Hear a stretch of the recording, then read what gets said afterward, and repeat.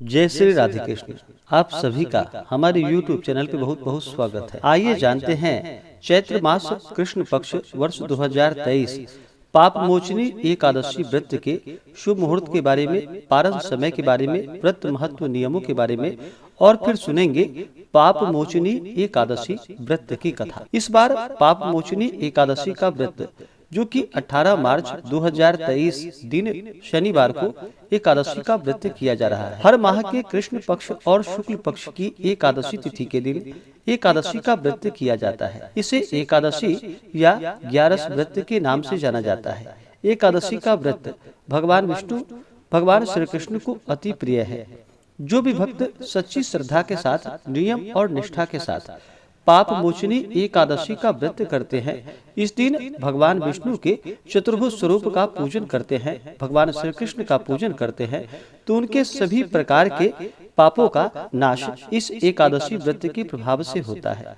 यह एकादशी के व्रत के बारे में जो कि स्वयं भगवान श्री कृष्ण ने इसके फल एवं प्रभाव को जो कि अर्जुन के समक्ष उपस्थित किया था। पाप मोचनी एकादशी व्रत साधक को उसके सभी पापों से मुक्त कर उनके लिए मोक्ष के मार्ग खोल देती है। जो भी एकादशी का व्रत करते हैं उन्हें एकादशी व्रत के लिए जो कि 10वें दिन से नियमों का पालन करना चाहिए। 10वीं तिथि के दिन सूर्यास्त होने से पहले ही भोजन ग्रहण करना चाहिए। शुद्ध और सात्विक आहार ग्रहण करनी चाहिए। उसके बाद दांतों को अच्छे तरह से साफ करके रात्रि में ब्रह्मचर्य का पालन करते हुए भगवान नाम का स्मरण करते हुए सोना चाहिए।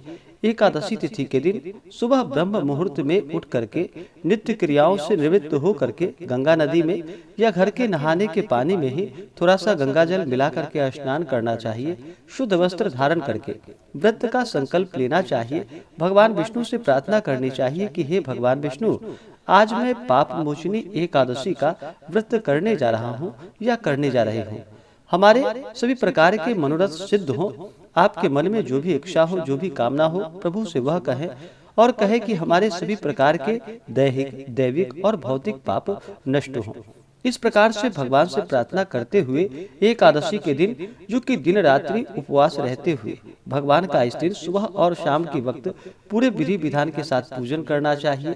कथा श्रवण करनी चाहिए, भगवान की आरती करनी चाहिए, निराजन, पुष्पांजलि आदि करनी चाहिए। जो उपवास नहीं रह पाते हैं, जिनका स्वास्थ्य सही ना हो, वो एक समय फलाहार ग्रहण करे। इस प्रकार से व्रत को धारण करते हुए जहाँ तक हो सके रात्रि में एकादशी के दिन जागरण करते हुए समय को व्यतीत करना चाहिए। भगवान नाम का स्मरण, भजन, कीर्तन करते हुए समय को व्यतीत करना चाहिए। और द्वादशी तिथि के दिन अगले दिन जाकर के फिर सुबह उठ करके स्नान करके शुद्ध वस्त्र धारण करके भगवान का पूजन और आरती करनी चाहिए। उसके बाद ब्राह्मणों को भोजन करवा करके, ब्राह्मणों को दान और दक्षिणा दे करके व्रत का पारण समय के अनुसार करना चाहिए। इससे भगवान विष्णु अति प्रसन्न होते हैं और अपना कृपा प्रदान करते हैं। तो आइए जानते हैं पाप मोचनी एकादशी व्रत के शुभ मुहूर्त के बारे में और पारण समय के बारे में। इसके बाद फिर सुनेंगे पाप मोचनी एकादशी व्रत की कथा। अगर आप सब आगे के प्रदोष व्रत के बारे में जानना चाहते हो या अमावस्या तिथि के बारे में, तो उसका वीडियो हमारे चैनल पे अपलोड है या हमारे वीडियो के एंड स्क्रीन में भी वीडियो का लिंक दिया गया है। आप उसके माध्यम से भी जानकारियां को प्राप्त कर सकते हैं। एकादशी तिथि प्रारंभ समय जो कि 17 मार्च 2023 दिन शुक्रवार दोपहर 2:08 और एकादशी तिथि की जो समाप्ति होगी वह 18 मार्च 2023 दिन शनिवार को सुबह 11:16 पे एकादशी तिथि की समाप्ति होगी। इस कारण से जो हमें शुद्ध रूप से एकादशी व्रत के लिए जो समय प्राप्त हो रहा है वह समय 18 मार्च 2023 दिन शनिवार को प्राप्त हो रहा है। तो इस दिन व्रत को किया जाएगा। अगले दिन इस व्रत का पारण जो कि 19 मार्च 2023 दिन रविवार को व्रत का पारण किया जाएगा। पारण का समय जो कि सुबह 6:27 से सुबह 8:07 तक व्रत का पारण किया जाएगा। एकादशी व्रत का पारण जो कि हरिवासर समाप्त होने के बाद करना चाहिए। हरिवासर का समय जो कि द्वादशी तिथि का पहला चौथाई हिस्सा वह हरिवासर का होता है। तो इस कारण से हरिवासर समाप्त होने के बाद ही व्रत का पारण करना चाहिए। पारण जो कि 19 मार्च को सुबह 6:27 से सुबह 8:07 तक व्रत का पारण कर लेना चाहिए। पापमोचनी एकादशी व्रत का पारण इस बार जो कि गो घृतेन पारणम यानी कि गौ घृत से इस व्रत का पारण किया जाएगा। यह संभव ना हो पाए तो आप तुलसी दल जल से या फल से व्रत का पारण करें। एकादशी तिथि के दिन सूर्योदय का जो समय होगा वह समय सुबह 6:05 और सूर्यास्त शाम 6:09। राहु काल का जो समय होगा वह समय सुबह 9:05 से सुबह 10:36 तक राहु काल का समय होगा। राहु काल समय के दौरान कोई भी शुभ कार्य या नया कार्य नहीं करना चाहिए, यह लाभप्रद नहीं होता है। इस बार पापमोचनी एकादशी तिथि के दिन जो कि सर्वार्थ सिद्धि योग और द्विपुष्कर योग भी बन रहा है। सर्वार्थ सिद्धि योग जो कि सुबह 6:28 से रात्रि 12:29 तक और द्विपुष्कर योग जो कि रात्रि 12:29 से अगले दिन सुबह 6:27 तक। तो आइए अब सुनते हैं पाप मोचनी एकादशी व्रत की कथा। अगर आप एकादशी व्रत के उपलक्ष्य में ब्राह्मण दक्षिणा, अन्नदान, वस्त्रदान आदि के लिए देना चाहते हो तो आप अपने श्रद्धा और सामर्थ्य के अनुसार हमें डिस्क्रिप्शन में जाकर के वहां से गूगल पे, फोन पे या अकाउंट नंबर के माध्यम से आप अपने श्रद्धा और सामर्थ्य के अनुसार हमें ब्राह्मण दक्षिणा प्रदान कर सकते हैं। तो आइए सुनते हैं पाप मोचनी एकादशी व्रत की कथा। तो बोलिए प्रेम से भगवान विष्णु की जय, माता लक्ष्मी की जय, एकादशी माता की जय, भगवान श्री कृष्ण की जय, सर्वदेवी देवता की जय। महाराज युधिष्ठिर ने भगवान श्री कृष्ण से कहा कि हे प्रभु, आपके श्री मुख से इन पवित्र कथाओं को सुनकर मैं कृत्य हो गया, परंतु मेरी अभिलाषा घटी नहीं वरन बढ़ती ही जा रही है।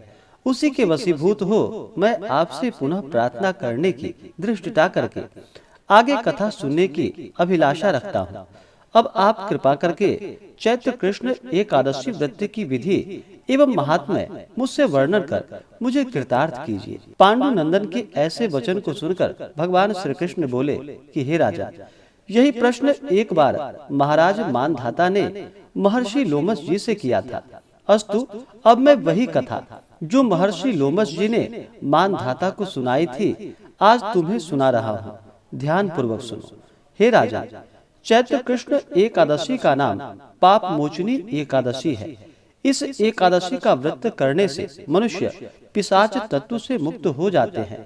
अब मैं तुम्हें इसका एक प्राचीन इतिहास सुनाता हूँ, तुम ध्यान पूर्वक सुनो। चैत्ररथ वन में जहाँ पर पहले अप्सराएं निवास करती थी और जहाँ पर सदैव ही वसंत विराजमान रहता था, नाना प्रकार के पुष्प खिलते थे और नाना प्रकार के पक्षी कलरव किया करते थे। इंद्रादि देवताओं का वह क्रीड़ा स्थल था और किन्नर वहाँ पर विहार करते थे। उसी सुंदर और रमणीक स्थान में महर्षि मेधावी तपस्या कर रहे थे। एक दिन मंजू घोषा नाम की एक गंधर्व कन्या ने वहां जाकर मेधावी मुनि का अवलोकन किया और उनको देखकर उन पर आसक्त हो गई। यद्यपि अपने मन को बहुत समझाया मगर वह नहीं माना। तब हाथ में सितार ले उनके पास जाकर बैठी अपनी वीणा विंदिक कोकिल कंठ से मधुर गान कर उनको मोहित करने का जाल फैलाया। उसको वहां उपस्थित देखकर भगवान शंकर के प्राचीन शत्रु कामदेव शिव भक्त मेधावी मुनि को पराजित करने में तुल गया। अप्सरा की भौहें को कमान, कटाक्ष को प्रत्यंचा, नेत्रों को बाण बनाकर मंजू घोषा को उनका सेनापति बना दिया और आन बान और शान के साथ मुनि पर चढ़ाई कर दी। मेधावी ऋषि युवा, स्वरूपवान और तेजवान व्यक्ति थे। उनको देखकर स्त्रियां अनायास ही उनकी ओर आकर्षित हो जाती थी। कामदेव की सेनापति मंजू घोषा ने मुनि के सम्मुख समीप ही बैठ मधुर गान आरंभ कर दिया। स्वर लहरी की सुरीली तान से ऋषि का ध्यान भंग हो गया और मंजू घोषा पर दृष्टि पड़ते ही उस पर मोहित हो गए। मुनि को अपनी ओर आकर्षित देख मंजू घोषा अपनी समस्त क्रीड़ाएं एकत्रित कर उनके पास गए। महामुनि उसके रूप पर ऐसे मोहे कि समस्त शिव चरित्र क्षण मात्र में ही भूल गए और मंजू घोषा के साथ रहकर काम क्रीड़ा करने लगे। भोग विलास करते करते जब बहुत दिन हो गए, तब मंजू घोषा ने मुनि से जाने की आज्ञा मांगी। कामाशक्त मुनि ने कहा, अभी ठहरो, आज ही तो आई हो। मंजू घोषा मुनि के वचन को सुनकर यद्यपि भयभीत हुई, तथापि कामवश फिर रुक गई। मगर अब उसका चित्त भावी अनिष्ट की आशंका से चंचल रहने लगा। मंजू घोषा मुनि के पास 57 वर्ष 9 मास 13 दिन तक काम क्रीड़ा करती रही, मगर मुनि के लिए अभी वह पहले ही रात थी। एक दिन मंजू घोषा के आज्ञा मांगने पर मुनि ने वही प्राचीन पाठ दोहराया। तब उसने भयभीत हुए किंचित मुस्कुराकर कहा कि प्रभु, कितनी संध्याएं आई और चली गई, मगर आपको अभी एक ही रात हुई है। मंजू घोषा के ऐसे वचन को सुनकर मुनि की मोह निद्रा भंग हुई और उन्होंने ध्यान करके अपने चरित्र को देखा। रहस्य जानकर मुनि अत्यंत क्रोधित हुए और कहने लगे कि हे दुष्टे, तुम्हें बार बार धिक्कार है। तूने मेरी अब तक की सारी आराधना नष्ट कर दी, अतः तुम पिशाचिनी हो जाओ।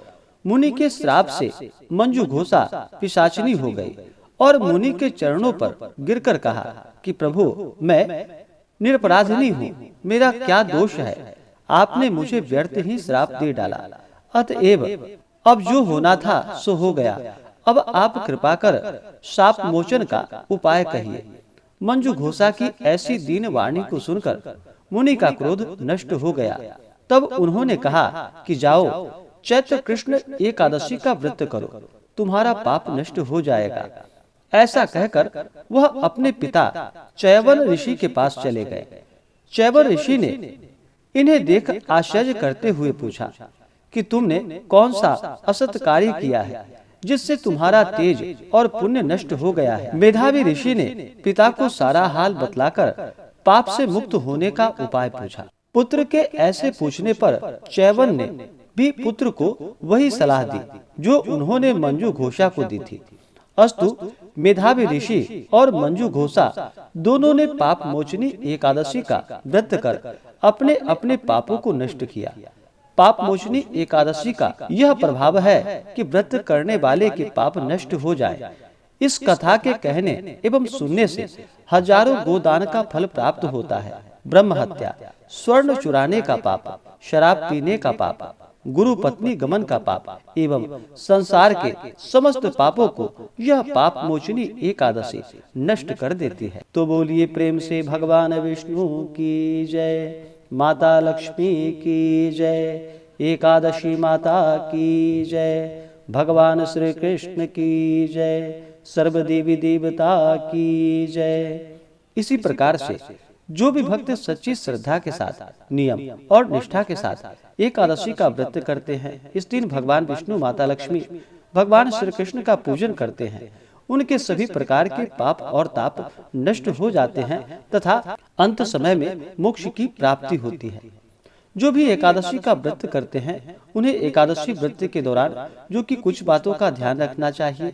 व्रत धारक को किसी के ऊपर व्रत के दौरान क्रोध नहीं करनी चाहिए। अपने मन में किसी के प्रति ईर्ष्या या द्वेष का भाव नहीं लाना चाहिए। ब्रह्मचर्य का पालन करना चाहिए। शुद्ध और सात्विकता का पालन करना चाहिए। महिलाओं का सदा ही सम्मान करना चाहिए। अपने से बड़ों का सदा ही आदर और सम्मान करना चाहिए। जहाँ तक हो सके धर्म का कार्य करते हुए दान पुण्यों का कार्य करना चाहिए। इससे भगवान विष्णु अपने भक्तों पर अति प्रसन्न होते हैं। जब भी आप व्रत को धारण करते हैं तो व्रत के लिए मन में संशय नहीं होनी चाहिए। श्रद्धा, भक्ति भाव और विश्वास के साथ ही व्रत को धारण करना चाहिए। व्रत के प्रति मन में अगर अश्रद्धा हो, अविश्वास हो, तो वह व्रत निष्फल ही माना जाता है। तो पूर्ण श्रद्धा, भक्ति भाव के साथ ही व्रत को धारण कर व्रत को करना चाहिए। इससे व्यक्ति के पुण्य जागृत होते हैं और उनके सभी प्रकार के पाप और ताप नष्ट होते हैं। और जब व्यक्ति के पुण्य जागृत होते हैं तभी उन्हें उस पुण्य के प्रभाव से सभी प्रकार के सांसारिक सुखों की प्राप्ति हो पाती है। तो आशा करता हूँ कि यह जानकारी आपको अच्छा लगा हो। ऐसे ही ज्ञानवर्धक जानकारियाँ प्राप्त करने के लिए हमारे इस चैनल पे अगर आप नए हैं तो चैनल को लाल बटन दबा करके सब्सक्राइब करें, साथ में बेल आइकन घंटी को दबाएं ताकि मेरे वीडियो का नोटिफिकेशन आपको समय से मिलता रहे। वीडियो को लाइक करें, शेयर करें। सुखी रहें और स्वस्थ रहें। जय श्री राधे कृष्ण। धन्यवाद।